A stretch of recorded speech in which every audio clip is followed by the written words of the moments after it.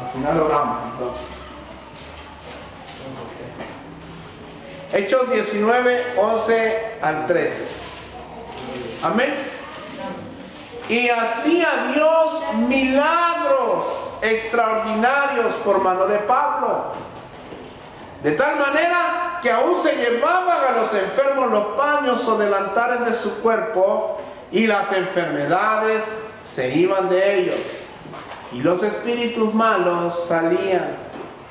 Pero algunos de los judíos, exorcistas ambulantes, intentaron invocar el nombre del Señor Jesús sobre los que tenían espíritus malos, diciendo: os conjuro por Jesús, el que predica Pablo.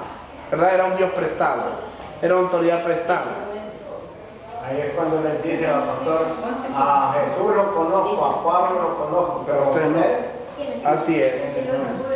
Así que mira, algunos, no hubo necesidad de una palabra, sino que los paños de la gente los sanaban. Fíjense que aquí en Oriente hay unas personas que afirman que Dios le dio el llamado de tener unos pañitos ungidos, ¿verdad? Fíjense que yo caí en ese engaño, porque uno cuando ignora las escrituras se deja llevar porque son más famosos ellos que uno. Y entonces decía: ponga ese pañito ungido. Oiga bien, si vamos al texto, ¿para qué eran los paños ungidos aparentemente? No eran, ¿para qué eran los paños? No es que eran ungidos. ¿Para qué eran los paños? Eran para todo.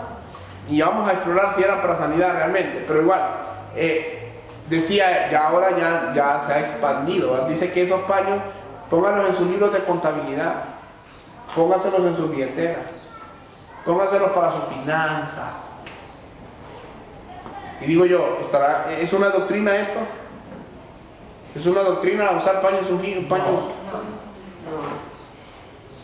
Pero ¿por qué lo siguen haciendo las personas? es que la mayoría de gente es para inducir a la gente. ¿Sabe usted que en Costa Rica yo conozco uno de esos que se hace llamar, entre comillas, profetas mayores? Digo él, ¿va? Y él vende, no es regalado, él vende aceite aceite para la sanidad. Tiene un aceite de otro color para la prosperidad, otro aceite para el matrimonio. Pregunto, ¿no suena eso como a un poco de brujería y hechicería? Pero como nosotros somos cristianos, entonces sí se vale. Por favor, no caigamos en eso. Si le van a dar, denme un paño, le voy a regalar un pañito ungido. ¿Para qué me va a dar eso? Para dejarme el jugón, me lo regalan. No me dé eso, mejor ore por mí. Mejor no, pero si mejor anda así, mejor ni ore. Está difícil, pero así es la gente. Nos volvemos bien, ¿cómo se llama esto? Fanáticos de las personas, y los ponemos en un pedestal y decimos: estos son los meros. Yo por eso les digo, traigan, apunten.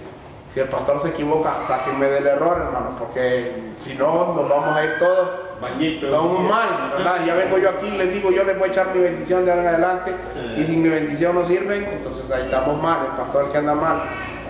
¿Cómo va, pastor? Pero conforme a la escritura. Pero yo les digo, más como el pastor aquel día que dice: ¿y quién quiere que nos bendiga? ¿El hermano o el pastor? No, yo le digo: yo quiero que me bendiga Jesucristo. muy bien. Dirá alguno, ahí está, los paños, los delantales de Pablo sanaban personas y echaban fuera demonios. Yo le quiero decir algo. Primero, usted mira, el contexto hay que leerlo en el texto anterior y después. Usted mira el versículo 13, que algunos de los judíos exorcistas ambulantes intentaron invocar al nombre del Señor Jesús sobre los que tenían espíritus malos, diciendo: os conjuro por Jesús, el que predica Pablo. Ahora, en este tiempo, los judíos creían que las enfermedades, todas las enfermedades estaban ligadas a demonios, como muchos hoy también afirman. Muchos dicen que si le pega gripe, es un demonio de gripe. ¿Qué anda usted, hermano? Sí, no, y parece mentira. Yo la vez pasada les contaba cómo había una lista de peticiones y decía: para que todo demonio de chikungunya. Sí, ¿se acuerdan? Hace unos meses atrás. Yo, por Dios, yo les tuve que cambiar todas esas cosas para que toda epidemia no golpee la sociedad. Eso sí se puede orar. Que se eliminen todas las ampulas. Imagínense usted, ¿qué muere y qué va a comer el sapo? O los moscas. Nada. ¿Verdad? Todas esas cosas. Entonces yo quiero decirle algo. Mire, el judío pensaba que toda enfermedad tenía que ver con demonios. Ahora, sí le puedo decir algo. Sí hay enfermedades que tienen que ver con influencia de demonios. Sí. Porque los demonios pueden alterar la genética humana. Ahora, ¿de dónde saco esto? Del Génesis. Cuando las mujeres se juntaron con ángeles caídos, de ahí salió la generación de Anak, que eran los gigantes de la tierra, de los cuales venía Goliat. Alteran la genética, entonces sí pueden alterar el organismo humano, ¿verdad? Los demonios sí pueden interferir en salud, en sanidad, porque usted lee en Génesis, creo que capítulo 6, Judas cuenta también la historia, ¿verdad? Que estos no tomaron en cuenta, dice, sino que se acostaron con las mujeres de los hombres porque las codiciaron por ser bellas, y dice que de ahí salieron los gigantes de la tierra. Entonces hay una adulteración genética. Esto nos da base para creer que los demonios sí pueden alterar la genética de las personas. Ahora, si hay demonios que afectan la salud de las personas, sí. Otra de las razones por las cuales la gente está enferma es el pecado oculto, y otra es la genética normal. Si tu abuelo murió de paro cardíaco, tu bisabuelo murió de paro cardíaco, tu papá murió de paro cardíaco, yo que tú correría a comprarme las aspirinas para que no me pegue el paro cardíaco. Eso es genética, eso lo puede explicar la ciencia. Pero sí, ¿verdad? En aquel tiempo todo era demonio. Por eso, ¿ustedes se acuerdan de aquel ejemplo cuando Jesucristo le pregunta a los discípulos, miran a un ciego y le dicen, ¿quién pecó? ¿Este o los padres de este? ¿Se acuerdan? Sí. Y Jesús lo sana, y después los papás hicieron los que no lo conocían también. Pero vemos aquí que estos paños realmente lo que hacían era, sí sanaban personas, ¿verdad? Pablo sí sanaba, Dios utilizó a Pablo para usar esta herramienta, ¿verdad? En ese momento, un momento específico en la historia, no uno doctrinal. Acuérdense que cuando lee Hechos, Hechos es un libro de transición, no es un libro doctrinal. Si una doctrina está hablada en Hechos y no está confirmada en las epístolas, no es una doctrina. Entonces sucedió todo esto. Ahora, me dirá usted, ahí no se utilizó una palabra. Ahí, ¿qué sería esto? ¿Sería una excepción? Bueno, las excepciones no destruyen una regla, ¿verdad? Solamente nos da otro marco de referencia. Pero fíjense usted en algo y pregúntese usted, ¿qué es más poderoso? ¿Tener que enviar un objeto o soltar una palabra? Soltar una palabra, pero la palabra viaja. Y no ocupaba nada, ¿no? Ahora, ¿qué sucede? Jesucristo, hay una ocasión cuando Jesucristo, hay un hombre que le dice, tengo a mi hija enferma, me parece que fue un criado, y le dijo él, pues vamos, no soy digno que entres en mi casa, solo di tu palabra y será sana. Y solo dio la palabra, ¿y qué pasó? Se sanó. Entonces, la fe, con una palabra expresada que va acompañada de esa fe. Es como la mujer con el manto, yo le quitó a Jonathan, porque le decía yo, ay, porque Jesucristo cuando le tocaron el manto, pero cuando la mujer le tocó el manto, él sintió que salió poder de su cuerpo. Ahí fue el otro punto. Sí. Pero fue la fe de la mujer ¿en quién? En Dios, era Dios. Tocó, ¿verdad? Pero ahí estamos hablando de otra cosa. El don de sanidad venía de Cristo, ¿verdad? Y la fe que activó eso fue Dios, la de la mujer en Dios, porque era Dios. Porque sin tocar tan solo el borde de su manto. Pero bueno, miren, vamos a ver al punto número 3. Personas que se manifestó este don. Ya vimos en el Nuevo Testamento a Jesús, a Pedro, a Juan, pero vamos a ver en el Antiguo Testamento, y con eso vamos a terminar hoy porque no podemos desglosar todo en una sola prédica. es el caso de Eliseo y Naamán. Han habido sanidades en el Antiguo Testamento muy importantes, pero particularmente Eliseo y Naamán, esta historia que está en el segundo libro de Reyes, capítulo 5, versículo 1 en adelante. Solo vamos a leer una parte porque es muy largo. Segunda de Reyes, pastor. Segundo libro de Reyes, capítulo 5, versículo 1 en adelante. Dice así. Miren, Naamán era el general del ejército del rey de Siria. Era un varón grande delante de su señor y lo tenía en alta estima, porque por medio de él había dado Jehová salvación a Siria. Miren qué tremendo. ¿Quién había dado salvación a Siria? Pero ¿a quién adoraban en Siria? A dioses paganos. Y dice que era de hombre, un hombre valeroso en extremo, pero era ¿qué? Leproso. Y de Siria habían salido bandas armadas y habían llevado cautivas de la tierra de Israel a una muchacha, la cual servía a la mujer de Naamán. Esta dijo a su señora: si rogase mi señor al profeta que está en Samaria, él lo sanaría de su lepra. Entrando Naamán a su señor, le relató diciendo: así y así ha dicho una muchacha que es de la tierra de Israel. Y le dijo el rey de Siria: anda, ve, y yo enviaré cartas al rey de Israel. Salió pues él, llevando consigo 10 talentos de plata y 6,000 piezas de oro. No eran denarios, hermano. Un denario era el salario de un día, venía bien cargado. Y 10 mudas de vestidos.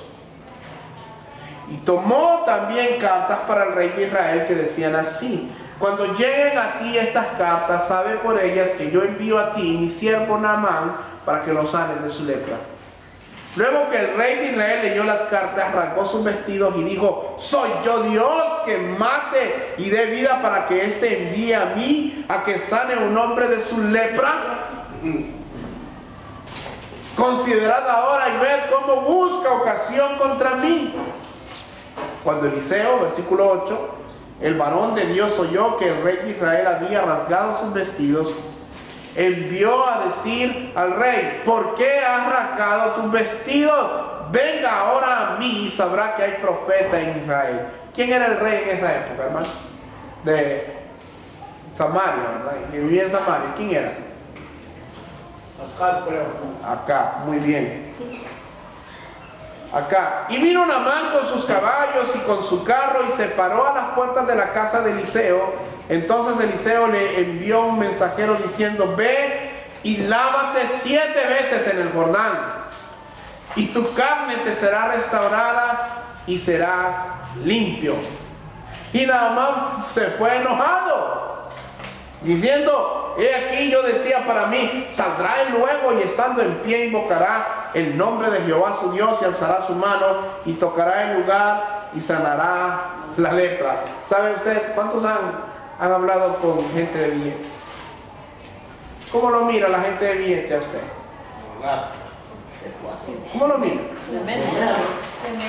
¿Qué esperan ellos de usted? Que ustedes inclinen el poder de ellos. Que usted, siéntese, venga, no solo lo valore, sino que lo haga sentir que es poderoso, se siente importante.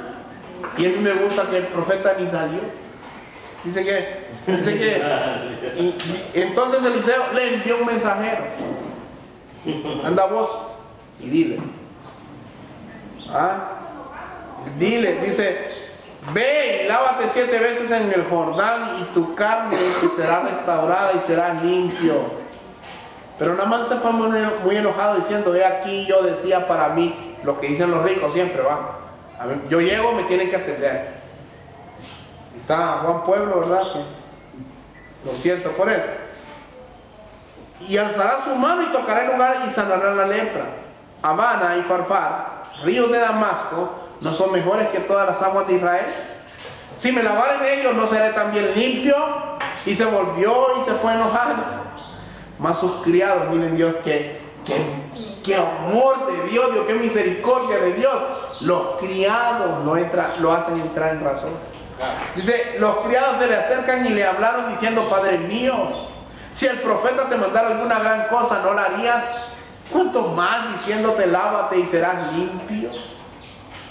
Imagínense las dudas que le debió haber pegado a esos hombres hablarle a su general de esa manera. Sabía que los podía matar, ¿no? Entonces descendió y se zambulló 7 veces en el Jordán, conforme a ¿qué dice? La palabra. A la palabra del varón de Dios. Su carne se volvió como la carne de un niño y quedó limpio. Y volvió al varón de Dios, él y toda su compañía, y se puso delante de él y dijo: he aquí ahora conozco que no hay Dios en toda la tierra sino en Israel. Te ruego que recibas algún presente de tu siervo. Hermano, ¿qué similitud hay aquí con el mendigo de la puerta del templo de la hermosa? Dice que este hombre, primero,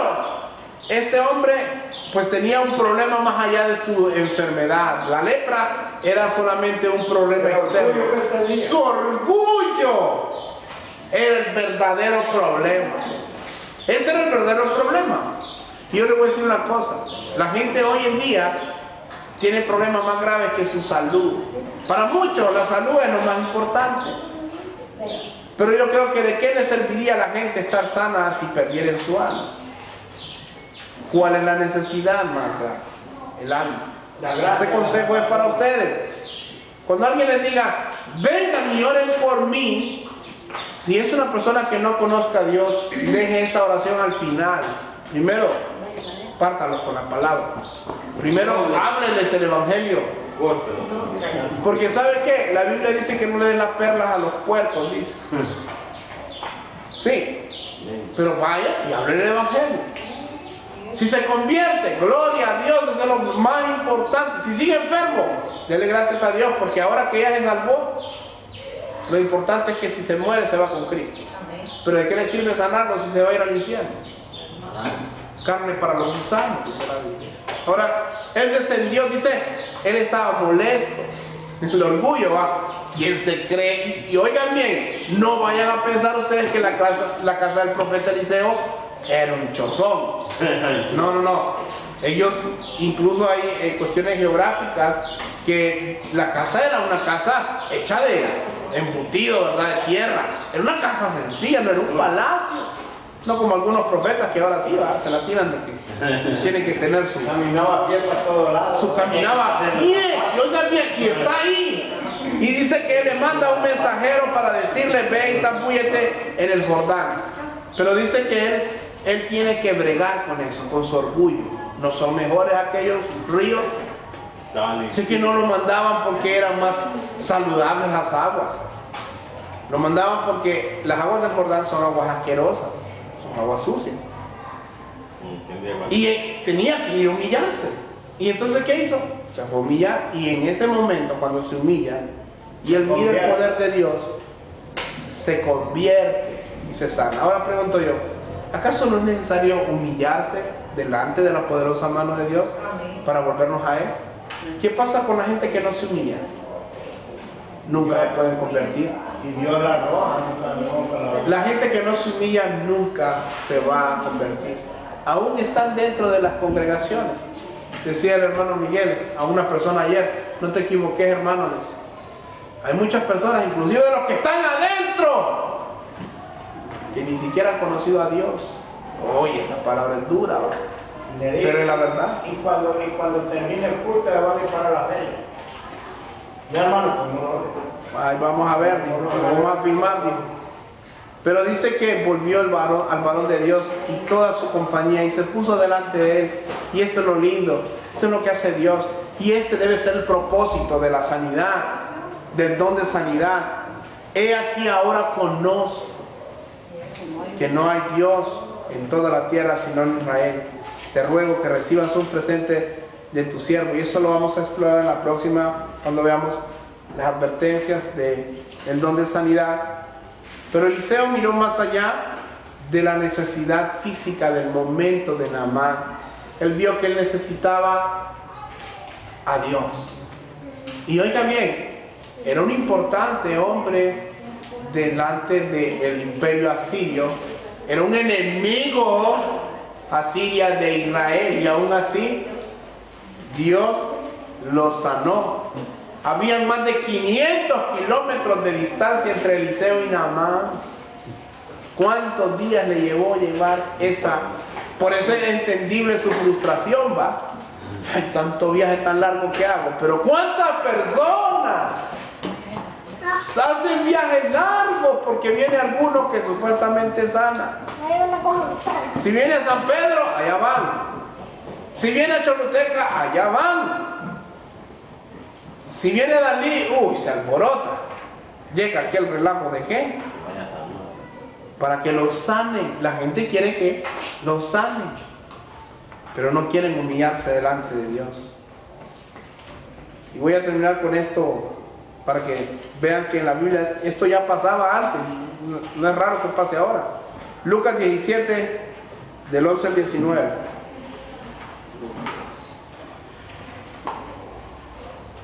El propósito de las sanidades de Dios, hermanos, debe ser para que los incrédulos crean en Dios, en el Dios Todopoderoso, no para que se marchen lejos de Él. La Biblia nos muestra casos de hombres que acudieron a Dios por un favor, una sanidad, y luego le dieron la espalda.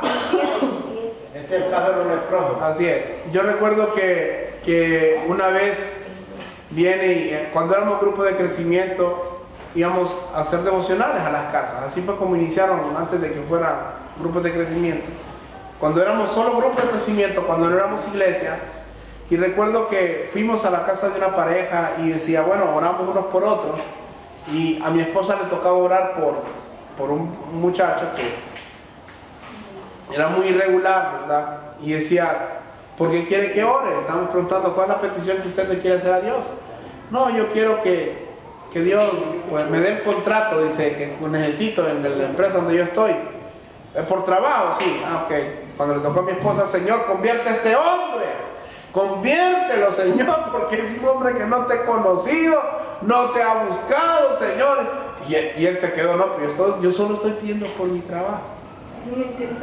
No, pero Sara sabía que la necesidad de él era más profunda, era volverse a Dios. Y veamos el caso de estos leprosos. Versículo 11. Yendo Jesús a Jerusalén, pasaba entre Samaria y Galilea. Y al entrar en una aldea le salieron al encuentro 10 hombres leprosos, los cuales se pararon de lejos y alzaron la voz diciendo, Jesús, Maestro, ten misericordia de nosotros. Y cuando él los vio, les dijo, id, mostráoslos a los sacerdotes. Una palabra de fe. Y aconteció que mientras iban, fueron limpiados. Entonces, ¿cuántos? Uno de ellos, viendo que había sido sanado, volvió glorificando a Dios a gran voz. Y se postró rostro en tierra a sus pies, dándole gracias. Y este era, oigan bien, ¿qué era este? Era samaritano. Era de los odiados por Israel. Este era el único agradecido. Y respondiendo Jesús dijo, ¿no son 10 los que fueron limpiados? ¿Y los 9 dónde están? No hubo quien volviese y diera gloria a Dios, sino este extranjero. Y le dijo, levántate, vete, tu fe te ha salvado. ¿Cuántos conocemos personas que han sido sanadas por Dios? Amén. ¿Cuántos conocemos personas que han sido intervenidas por Dios, pero no están en las iglesias? ¿Sí o no? Sí. ¿Por qué? Porque no han creído en Dios. Porque su corazón está lejos de Dios. Porque andan buscando el mover de Dios, pero no buscan la salvación. Qué ingratitud más grande. Qué ofensa tan despreciable. 10 personas, solo uno volvió, pero no solo recibió la sanidad que volvió, sino que le dijo, vete, tus pecados te son perdonados. También se sanó, no solo físico, sino que salvó su alma. Dios lo salvó. Pero muchas personas hoy quieren ir a la iglesia para ver qué consiguen. La otra vez hablaba con una persona y le decía yo, hay muchas personas en la iglesia que lo único que quieren es beneficiarse de estar en una iglesia, beneficiarse de la fidelidad de los hermanos. Jesucristo les dijo, ustedes me siguen porque les doy y les dio una mala. Bueno, en el caso de esas personas, pero hay personas que andan buscando, van a la iglesia solo para que les sanen, les saquen un demonio, conseguir un trabajo, que les vaya mejor en esto, mejor en lo otro, pero Dios no quiere nada. Reciben el favor de Dios y ya nos vemos.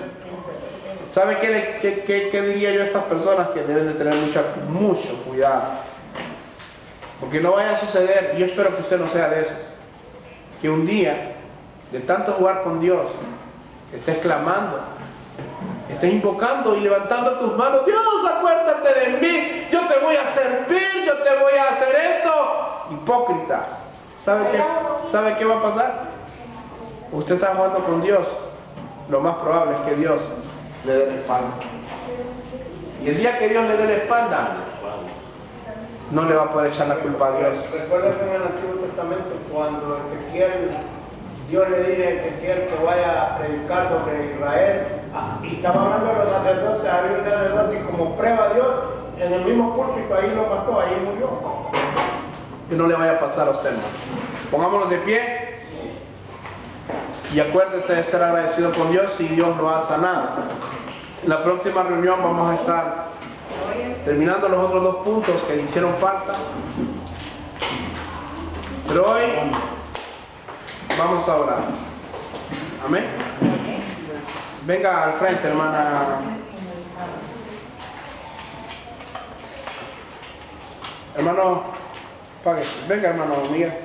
Venga, hermana Claudia.